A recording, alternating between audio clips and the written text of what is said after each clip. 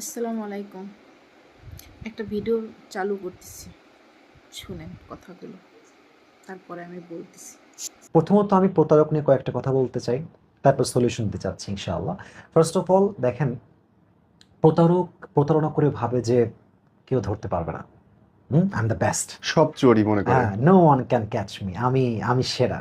কিন্তু দেখেন, প্রতারকের প্রতারণা আল্লাহ একটা সময় গিয়ে প্রকাশ করে দেয়। দেয়।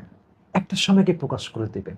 এখন প্রতারক ভাববে যে না, কেউ ধরতে পারবে না, বাট আপনি খুব খেয়াল করবেন, একটা সময় গিয়ে প্রতারকের পুরো মুখোশটাই খুলে যায়। এবং আমার ব্যাপারটা কি জানেন, আমি মনে করি যে প্রতারকের চেহারা যখন মানুষের সামনে উন্মোচিত হয়, মানুষ খুব হতাশ হয়ে যায়। But I think at that moment we should be happy যে আল্লাহ আমাদেরকে সঠিক জায়গা কোনটা, ভুল জায়গা কোনটা আল্লাহ আমাদেরকে বুঝাই দিয়েছে। আপনি যদি আজকে প্রতারককে চিনতে না পারতেন, আরো 1 বছর পরে চিনতেন, আপনার ক্ষতি আরো বড় হতো। আপনি আগে চিনে গেছেন, you should be happy for it যে আমি চিনে গেছি। আর প্রতারকের মুখোশ যখন উন্মোচিত হয় ভাই, বিশ্বাস করেন, তার তো যাওয়ার জায়গা থাকে না।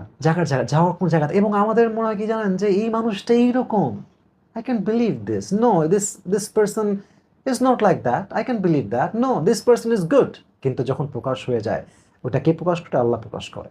কারণ আল্লাহ যখন দেখে যে আমার বান্দা মুখলেস, আমার বান্দা সৎ, আমার বান্দা অনেস্ট, তার মনে কোনো দাগ নাই, আল্লাহ একটা সময় খুলে দেয়, এটা পর্দাই খুলে দেয় আল্লাহ। আর আল্লাহ বোঝায় যে বান্দা, তোর লাইফে তোর সর্বপ্রথম আপন হচ্ছে আমি, এবং তারপর তার রসুল।